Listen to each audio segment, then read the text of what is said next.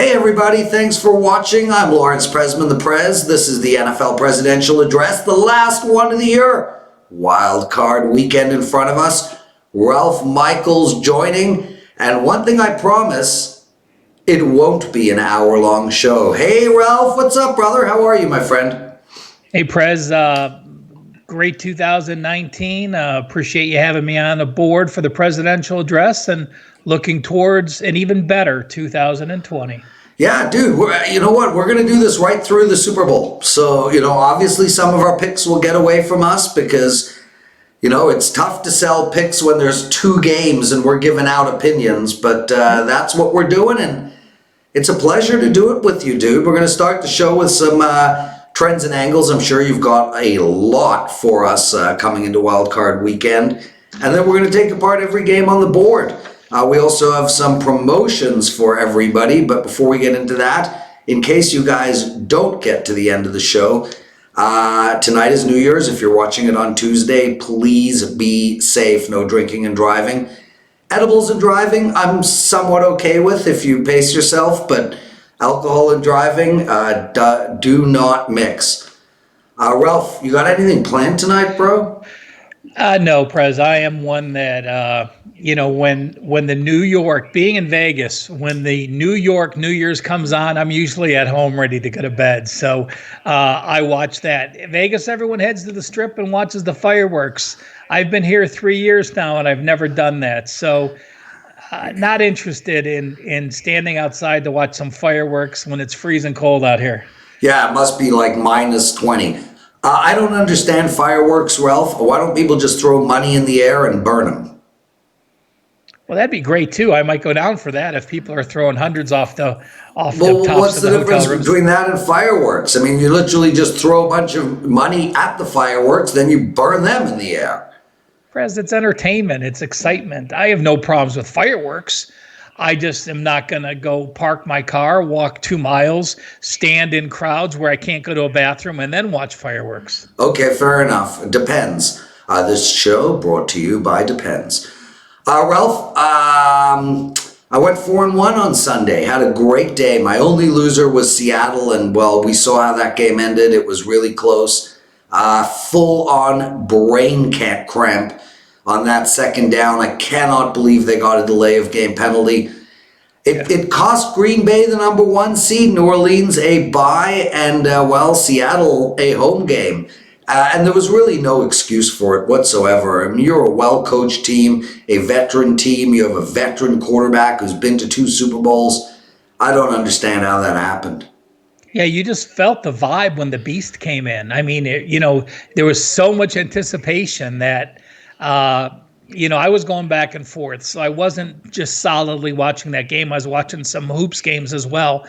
So I just turned it on late. So I can't chime in if there was a real reason why it happened, but it certainly changed the dynamic of the entire playoffs. Well, you and I won our 5% play on the over in Atlanta. Super easy winner. No sweat at all, right?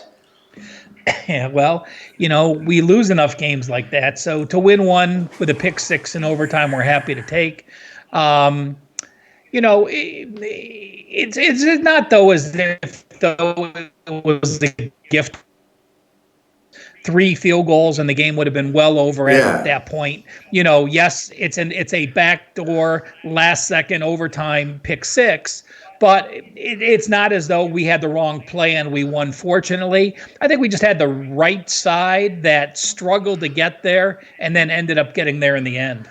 Ralph, one promo today, one only. It's for my NFL playoffs. I'm on a 7-1 NFL run. The playoffs are literally where I do my best work in the NFL every single year. I wouldn't be surprised if I lay down an 8-2, 8-3 type NFL playoff.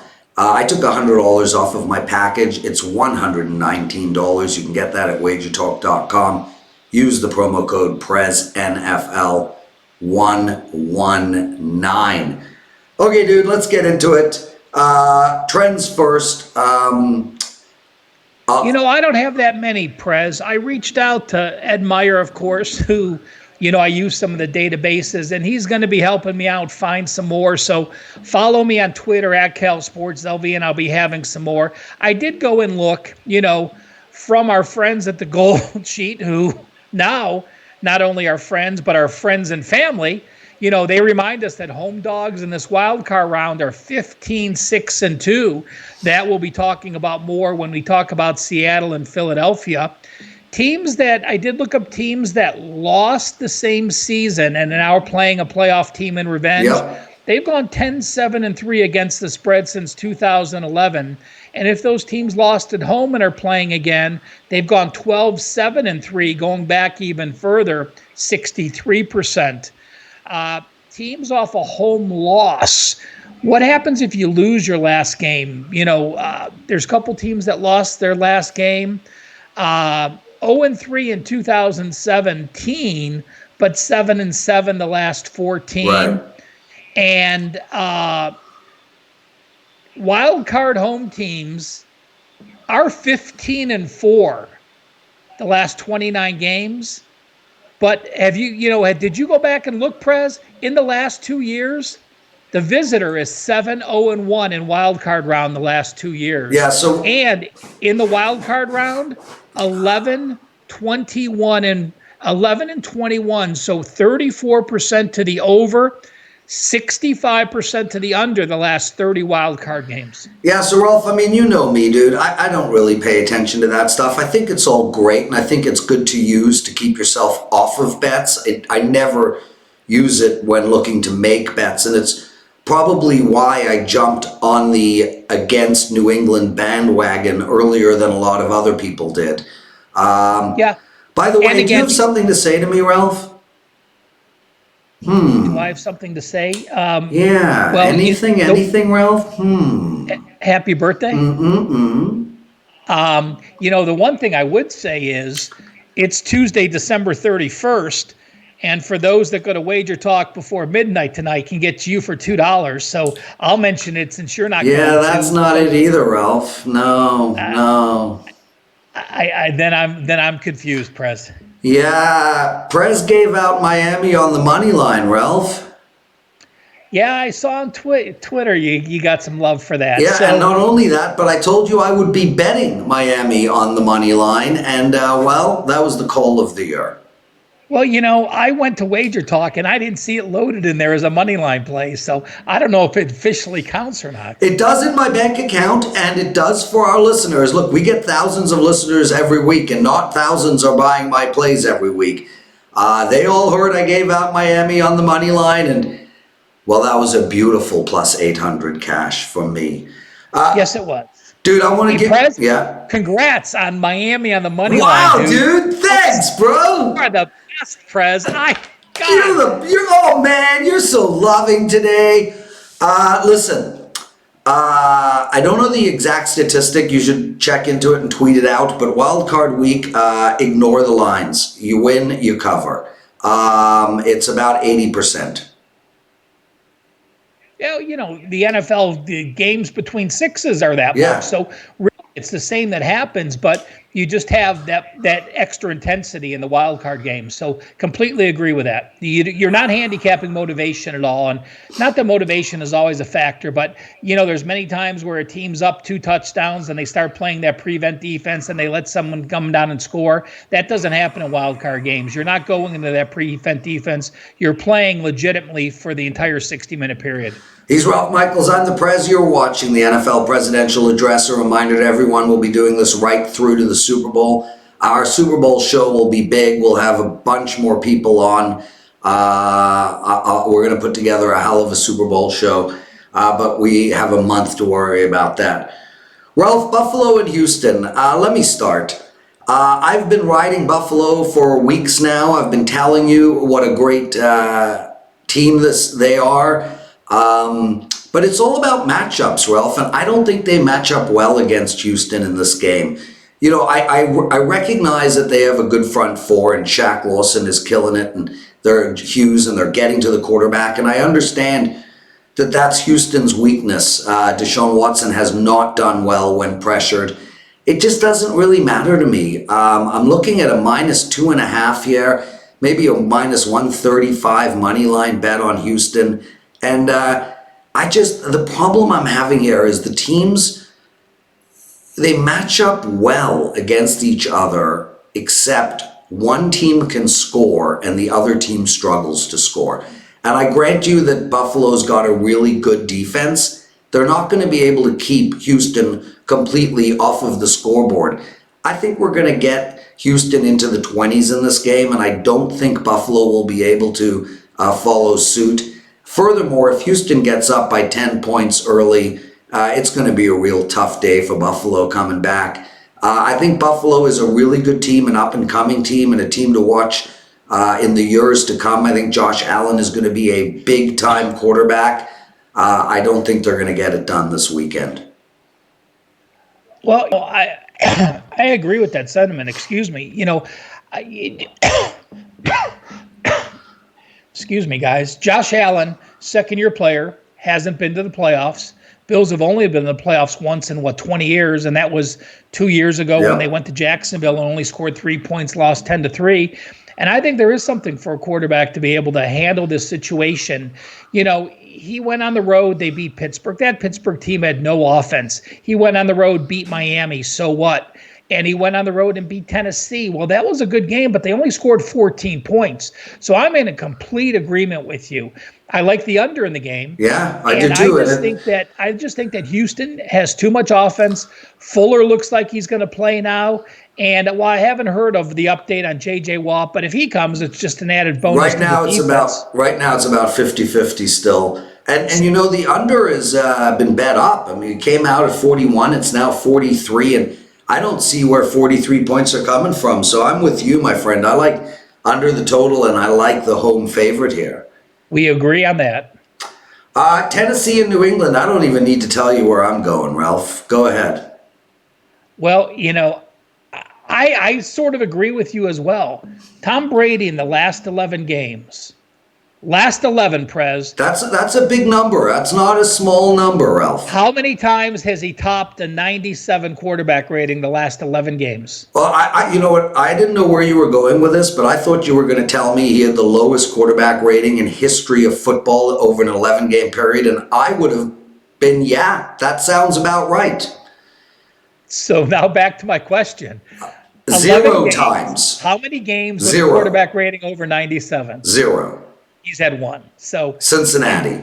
That just shows you. I mean, this is a legitimate team. Now, the defense is there. The issue is this, though. You have a Patriots team that was a huge favorite against Miami that probably needed the bye week more than any team out there. Absolutely. It had their starters on the field against Miami. They give up the touchdown, and the team that needs the most rest isn't going to get the rest, and that's the concern for me. Tennessee, we know, can run the ball. Tennessee, we know, can pass the ball, but it's still the Patriots. It's still at home. I lean with Tennessee, but I am, again, going with the under in this game, and I'll tell you what, I'll just say it right now, Prez. I went through these games, my initial handicap on all 4 games, under. So I'm going to be a broken record for the other 2 games moving forward. Yeah, and I'm with you on the under. And again, we've seen it being bet up. Came out at 42.5. It's now at 44. And we've had some money come in on the Pats today. Initially opened at 5.5. It was bet down to 4.5. And now we've got 5s across the board with Westgate and Circa at 5.5. So there's money coming in on the Patriots. Let me ask you this, Prez. Yeah. You're a Tennessee fan, obviously. Well, I'm not anything. I'm a Maple Leaf fan. Well, no. This week you are a Tennessee fan. If you have the availability to get 5.5, are you grabbing it, thinking it's going to come back down, or do you think there's a chance it gets to 6? So I want you to tell our viewers what to do if they have Tennessee and 5.5 right now. Should they grab it? Yes. Okay. And I grabbed it on Monday night. So, look, 6 is a big number here, but the bottom line for me is I'm grabbing plus 195 too. Ralph, I like the under a lot in this game as well. One of my favorite plays on the board. 44 points. I sit there and I think to myself, we know New England is struggling to score. They are going to have to play ball control on offense. We know Tennessee will play ball control on offense. And I really think both teams are going to struggle in the red zone. I wouldn't be surprised if we had a big yardage day from both of these teams. I just see a lot of field goals. And, well, 44 divided by 3, Ralph, is like 13, give or take. 14, I don't know. I think this game is going to go under the total. I think you're looking at somewhere around a 20-17 game at the most. So yeah, I'm with you, brother. To summarize, we both like Houston. We both like the under. We both like Tennessee, and we both like the under. Is that correct? Yeah, Tennessee would be the weakest of those 4 for me. So it's still a young team making that playoff run. The under is a definite opinion for me, and I'm gonna leave it at a no opinion on the side for there. He's Ralph Michaels. I'm the Prez. Guys, buy my playoff package, please. Prez NFL 119. And also, if you are listening to the show on Tuesday, on the $2 Tuesday, one of my NFL plays is up for only $2. If you ever felt the urge to tip us, like you do strange blackjack dealers that you never meet again who take all your money, just head over to WagerTalk and buy my $2 play. Even if you don't want it, who cares? It's $2. Just buy the damn thing. Ralph, Sunday, Minnesota, New Orleans. We've had a reverse line move. Well, no, not really. About 55% of the money's coming in on New Orleans. 80 on Minnesota. 83% of the money is coming in on the over. We have had the line move from 47 to 49, which is a massive number against a stout Minnesota defense, and New Orleans can play defense as well. And now the line is down to 7.5. There are a few 8s still on the board. You know, this is the game for me where I'm really struggling here, Ralph. New Orleans plus 600 to win the Super Bowl seems like the best value bet on the board. I don't think they're going to have any trouble getting through Minnesota. I don't like laying this type of number, but I will tell everybody, and Ralph, you can check this out. This is usually blowout weekend. There's usually 1 or 2 teams that will literally get blown out 45-10.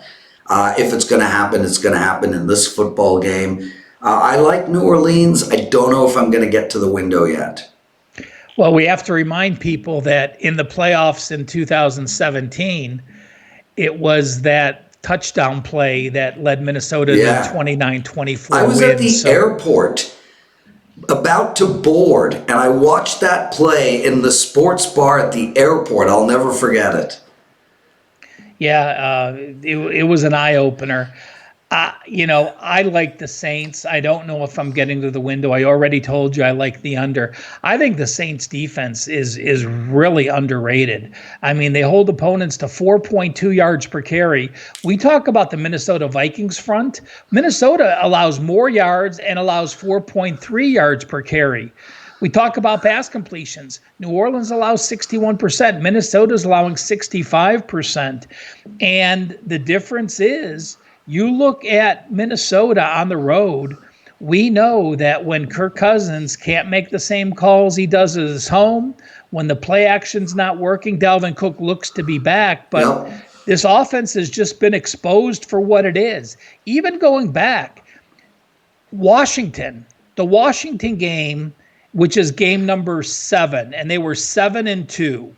Since that time, they have not topped over 370 yards in any game. They haven't topped, they had 30 points against Seattle, which is a back and forth game. Their defense since that time has allowed over 440 yards 3 times.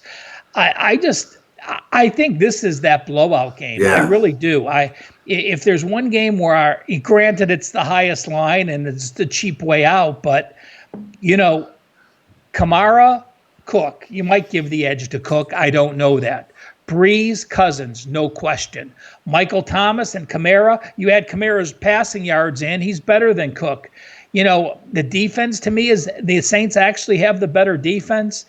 I think the mentality of having lost to Minnesota 2 years ago and then having lost to the Rams last year on the pass interference, This is a situation where we get into the second half, and Sean Payton isn't going to want a one-score game to go into the fourth quarter. He will absolutely lay it on if he has the ability to do so because of those last two ways they've lost in the playoffs in the past two seasons. Yeah, I'm with you, brother. And, before we get into that final game, I just want to make mention, New Orleans, if you're going to be doing teasers, you got to tease them down. And I think there's going to be a struggle for separation in the Buffalo, Houston, and Tennessee, New England games. So to me, it's, if a nice 3-team 6-point teaser is New Orleans, Tennessee, and, I don't want to take Houston because I don't want to cross zero. But I do like laying the under in that game, in that teaser. But every teaser should have New Orleans teased down. Well, yeah. Again, I can't argue that point because it's, I'm just looking right now, how much game type. Let me see here. Playoffs equals 1 and home and date. Prez, you got to say something entertaining. I'm there in 30 seconds. So what I'm looking at right now is instead of teasing it, I'm thinking a 3-team parlay with New Orleans on the money line, Tennessee on the money line, and Houston on the money line. That's going to be a nice payout. If I'm going back and looking since 2016, so the 16, 17, and 18 playoffs, I was thinking if you tease the road teams have gone 14-4. And week equals 18. I need to go into this round. We're all seeing Ralph work. You're still only 18-4. If you've teased the dogs, you're 8-4. All right, nothing jumped out where. I will say this: in this round, Prez, in the last 3 years, if you teased the over/unders have gone 4-8. If you tease the unders, you've gone 11-1. There you go. So you talked about adding that Houston teaser in there. We haven't had any blowout games where there's crazy over/under numbers. The biggest cover in this round, the total, was Panthers against the Saints. It was 31-26. That went over by 9.5 points, so it only cleared the teaser by 3.5. If you play 10-point teasers, you're a perfect 12-0 teasing the under. So just have that thought moving forward that I'm not saying if you tease it, it can't go over because one game has, but it certainly shows us that in this wild card round, teasing the under makes much more sense. Ralph, Seattle, Philadelphia, before I get there, I did a show with Marco on Monday, and, I'm getting 40-1 for Tennessee to win the Super Bowl. He was getting 75-1. I want to just mention to everybody, anywhere between 40-1 and 75-1 is a great bet. I think that's right there with New Orleans at 6-1.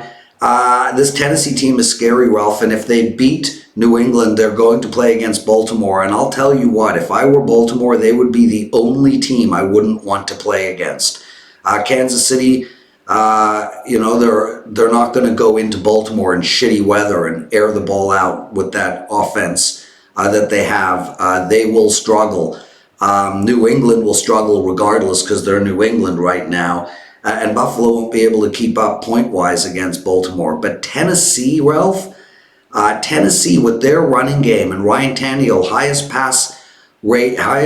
passer rating since he started for Tennessee. One of the best quarterbacks in the league the second half of the season. A very well-balanced offense. If I were Baltimore, I would be scared of Tennessee. I think at 60-1, 40-1, 50-1, I think Tennessee's a good bet. Yeah, for the guys out here in Vegas, Prez, what Teddy and I, of course, just got done doing Sports Grid, and he had some notes from some books where Tennessee, the consensus line or the average line just in the AFC was Tennessee at 30-1. So that would have been 60-1, or perhaps you could have found it even higher, like Marco said. So let me ask you this. If you have the opportunity then, is there more value at the Texans 30-1 in the AFC or 60-1 in the Super Bowl, or doesn't it matter because you'd hedge anyway? No, I'd hedge anyway. If you're taking the AFC bet there is stupid. You have a situation where if they're going to win the AFC, you can go in with a huge number. And right now the AFC is favored against the NFC. 3-point favorite, a total of 50.5. Yeah, minus 155 on the money line as well. So I actually think it might be a good time to bet the NFC because I really feel like New Orleans has got a real shot at winning it all this year. And I would not be surprised, as I've said on numerous shows, if San Fran and Baltimore are golfing come February. So, so you would think that KC would be laying less than 3 to would be laying less than 3 to the Saints. Yeah, I think that'll be close to a pick 'em game. Look, it all depends on what happens, right? The Saints go out and blow out everybody, including San Fran. They're going to come in as a big favorite, and if KC sneaks by, it's going to be the same. Whereas if KC blows everybody out and the Saints sneak by, it's not. I mean, there's a lot still going on in this, but I think. Prez, I just want to jump in there real quick. What you exactly said, I think, is a very good lesson for our viewers. Okay, right now, you know what these teams are. You have your perception of these teams.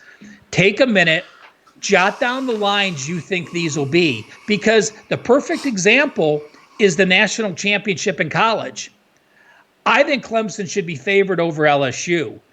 When you saw LSU dominate Oklahoma and Clemson go head-to-head against Ohio State, there was a legitimate 6-point adjustment from one game. So you cannot let one game change your opinion that much. We know what these teams are 16 games in. So as you said, it depends what happens in a blowout of a blowout. It's so I don't interesting, think that changes going towards the Super Bowl. You need to have the opinion now, and I think the over-adjustment Vegas makes because of what the public thinks is exactly what handicappers look for to play against. Yeah, and on that Clemson note, Oklahoma just was a real soft 4 seed. I think if Clemson played Oklahoma, I think the score could have been bigger. I don't think Clemson would have put up the same numbers that LSU put up, but I think Oklahoma would have struggled to score. Against Ohio State or Clemson. And I don't think that. Now, granted, they may have not scored as much because I don't think Ryan Day or Dabo Swinney would have kept throwing the ball like LSU did. They would have ran the ball, slowed the clock down. So I don't think they would have ever scored so much. No, but it would have been like 30-7. Dominant in the game. Yes. It would have been like 33-10 or something like that. It would have been more dominant as far as watching those players play. So again, I think there's a huge misconception, or there's a value now put on this team which shouldn't be there, and that's the same thing I want people to protect themselves from when we go through these playoffs. I'm with you 100%. Okay, brother, the last game on the board, Seattle as a road favorite, albeit slim, -2 against Philadelphia with 45 on the board, and I'm going to start with the total here, Ralph. I don't see how this game could get into the 40s, frankly. Philadelphia's got a really good defense, and Seattle is really struggling. They looked good in the second half against San Francisco, but San Francisco's defense has not played well of late. Philadelphia, from a front seven perspective, is about as good as any in the league. I think they match up really well against the Seattle team. I don't see Seattle putting up more than 17 points in this game. And conversely, Philadelphia's offense, with everybody injured, is completely out of rhythm. They're going to have moments like we've seen where they have 80-yard drives, take 7 minutes, end with a touchdown. And then they're going to punt the ball 4 times in a row. I think this game is 17-13, 17-10, 20-17 written all over it. This total is way too high. Well, as I said, I already bet a Ford team under parlay. So I completely agree with that thought. Does Philadelphia's run a few years back when they were in a must-win mode help them? Absolutely. Does a team that knows they've been there and done that with the same unit banged up help them? Absolutely. Does it help them that they're probably playing the second most injured team in the playoffs? Absolutely. So, all those things are an advantage. We're going to hear all week how good of a road team Seahawks are, and I don't doubt that at all. Well, they haven't played like a monster schedule by any stretch. Well, they've played a defense. Yeah, they went into San Fran and beat them. Yeah, Atlanta wasn't playing well when they played there. They went into San Fran. They did play here with Philly. So you have one of those same season revenges. Now, some people are going to say that helps Seattle having traveled to Philly. I think it helps Philly more having lost to Seattle in that game. And, that was a game where the yardage was close. Philadelphia actually had a 21-19 first down edge in that Seattle game that they lost 17-9 in that game. But to me, again, I'm giving out the under as my official opinion. But even though I've been a Seattle fan and people talk about Seattle being such a good road team because they keep it close, I'll tell you this, Seattle got outgained on the year on the road. They were minus 7 yards per game. And as bad as Philadelphia was, they still were plus 88 yards per game at home. So, again, the home dog is a powerful motivator. Having same season revenge is a powerful motivator. Having the better defense is something you can take a lot of pride in. Carson Wentz hasn't made a lot of mistakes, a 26-7 ratio. So, we're not going to see any of those pick sixes like we did in the Tampa Bay Atlanta game with Wilson and Wentz. So what's going to happen? You're going to have new running backs try to run the ball against a Philadelphia defense. That's not going to happen. You're going to have a Philadelphia defense run the ball with some success against Seattle, get in the red zone and struggle. So under for me the entire way. Yeah, and I mentioned the total first. I also like Philadelphia a lot in this game, Ralph. I think with all the injuries and the way Philadelphia ended the season, I think that big win against Dallas, and then I think being in a tight game against the New York Giants and then pulling away at the end, that really galvanizes a team, brings a team close together. I think this Philadelphia team feels like they have a bit of destiny on their side, being the most injured team in the playoffs and a team that just has been winning week after week. And there have been ugly wins. Now, granted, listen, Philadelphia, you played the Giants twice and you played Washington and you played Dallas. Granted, the weakest of weak schedules, but you have still been in playoff mode for 4 straight games, wherein on the flip side, what has Seattle done? They lost to the Rams 28-0. They got by Carolina. They lost to Arizona 27-13, and then they lost to San Francisco. You have a team that's won 4 straight against a team that barely got a win and is 1-3 their last 4 games. He's Ralph Michaels. I'm the Prez. A quick summary, and then we'll call it a day. Ralph and I like all 4 unders. Both of us like Houston. I like Tennessee. Ralph has a lean towards Tennessee, but more like the Leaning Tower of Pisa lean.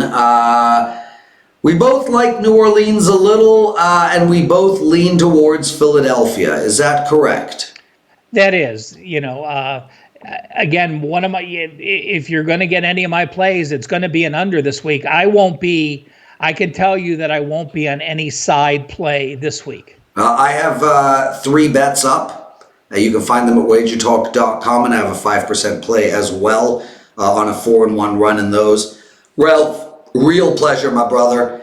I have an incredible night tonight. I'm not doing anything major. I'm 50 years old, for Christ's sake. These New Year's Eves mean nothing. Getting together with 5 other couples, having dinner. We are all different countries. I'm Japan, so I'm easy. Just called in a sushi platter and pick it up and schlep it over there. Everybody, thanks so much for watching the NFL Presidential Address for 2019. We will be back next week. Everybody, please be safe. Have a wonderful holiday. Have an incredible wild card week. And we'll see you on the other side.